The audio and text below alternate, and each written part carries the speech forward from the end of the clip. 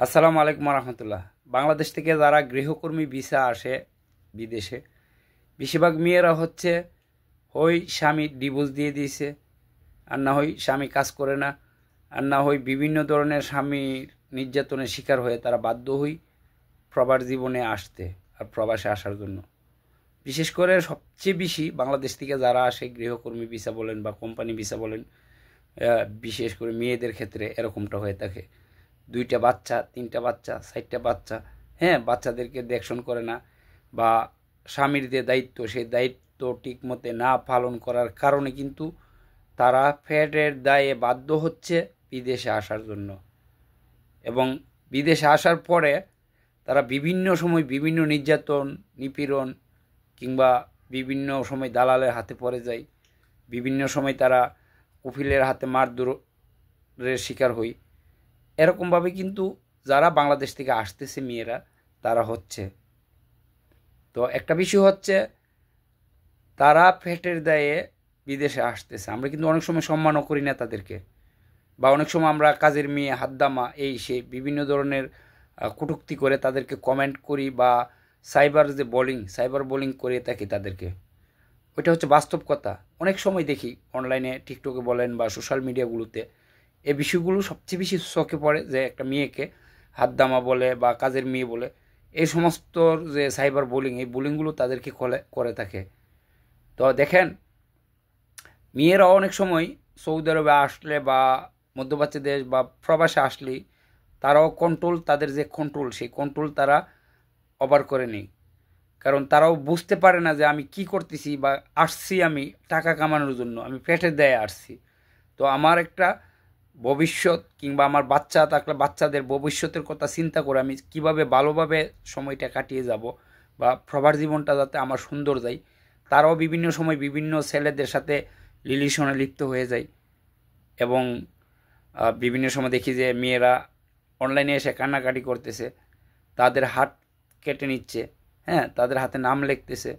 অসংখ্য অসংখ্য প্রবাসী মেয়ে যারা এই কাজগুলো করে। তবে বাংলাদেশ থেকে যারা আসে সবচেয়ে বেশি হচ্ছে ডিভোর্সি, অর্থাৎ স্বামী ডিভোর্স দিয়ে দিয়েছে, একটা বাচ্চা, 2টা বাচ্চা। তা এই যে বাচ্চাগুলোর ভবিষ্যৎ কি হবে, বা বাচ্চাগুলোর যে এই অবস্থা, এই কথাটা কিন্তু কেউই চিন্তা করে না। আর এই বাচ্চাগুলোর ভবিষ্যতের কথা চিন্তা করে মেয়েরা বাধ্য হই প্রবাসে আসার জন্য। আর সবচেয়ে বড় কথা কি জানেন, আমি একাধিক শতাশতি মেয়েদের সাথে কথা বলছি যারা ডিভোর্সি, বা আমরা যারা মিডিয়াতে কাজ করি, বিশেষ করে আমার চ্যানেল আমি অসংখ্য অসংখ্য ভিডিও দিয়ে রাখছি।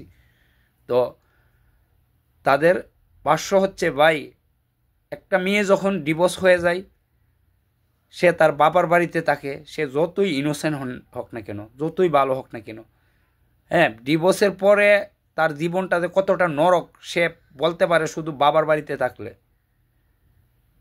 আর এই কথাগুলো যারা ডিভোর্স হই বা ডিভোর্স বাধ্য হচ্ছে ডিভোর্স নেওয়ার জন্য, তাদের হয়তো ছেলে ভালো না, হয়তো ছেলের পরিবার ভালো না, কিন্তু ডিভোর্স, কিন্তু অবশেষে দিন শেষে 10 টাকার পরে জানেন, 10টা পরে একজন মেয়ের, যে ওই মেয়ে ভালো না, মেয়ে ডিভোর্স হয়ে নিয়ে চলে আসছে, পাড়া প্রতিবেশী, বন্ধুবান্ধব, আশেপাশের লোকজন, যেই জায়গায় যাবে না কেনে, দোষটা সম্পূর্ণটা পড়ে যায় মেয়ের উপরে। ছেলে ভালো না, ছেলে গাঞ্জা মদ খা, বা বিভিন্ন অপকর্মে লিপ্ত, ওই জিনিসগুলো কেউ দেখে না। শুধুমাত্র সমাজ আঙ্গুল তুলে বলে যে এই মেয়েটার অপরাধ, কিংবা ওই মেয়েটাই দোষী। জাস্টিফাই কেউ করে না, সমাজে কেউ করে না।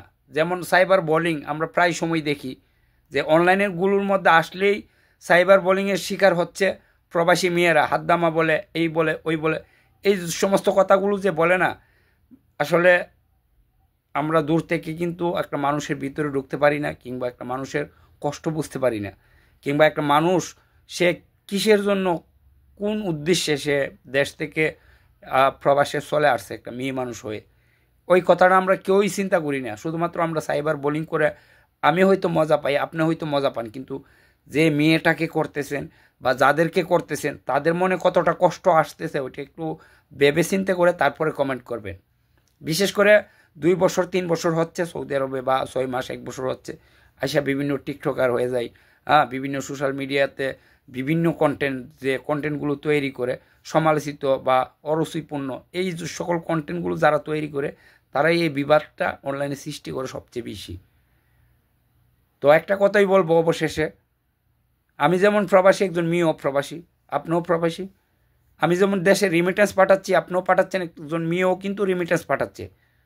তো আমরা যার যার জায়গা থেকে কিন্তু আমাদের দেশের জন্য আমরা একটা যোদ্ধা, রিমিটেন্স যোদ্ধা। তো প্রত্যেকটা মেয়েকে সম্মান দিয়ে এবং তার যতটুকু সম্মান দেওয়ার সেই সম্মান দিয়ে কথা বলবেন।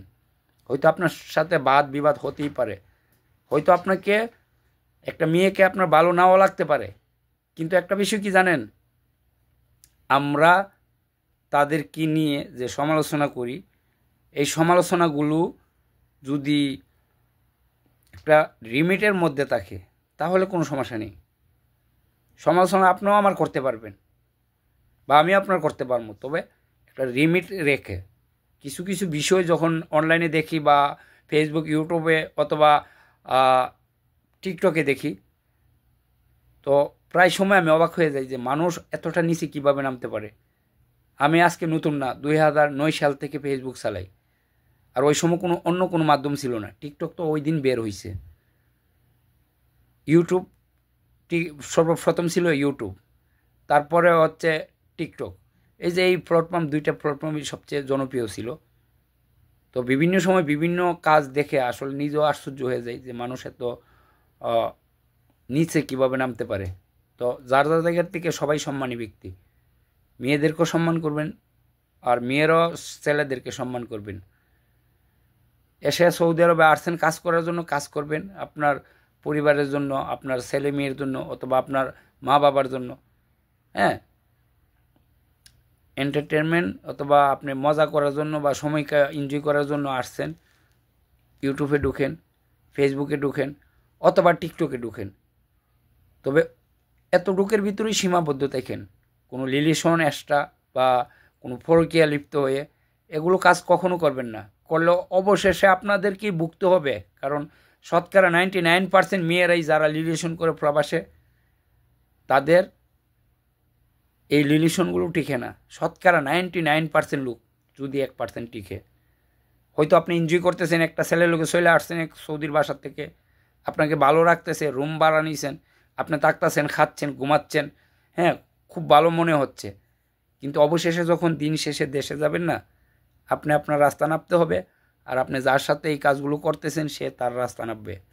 আর হাত দিয়ে গিয়ে দেখেন, হয়তো তার বউ আছে, বাচ্চা আছে, অথবা তার একটা পরিবার আছে, সুন্দর একটা পরিবার, আর আপনার জন্য কিন্তু ওই পরিবারটাও টকতেছে।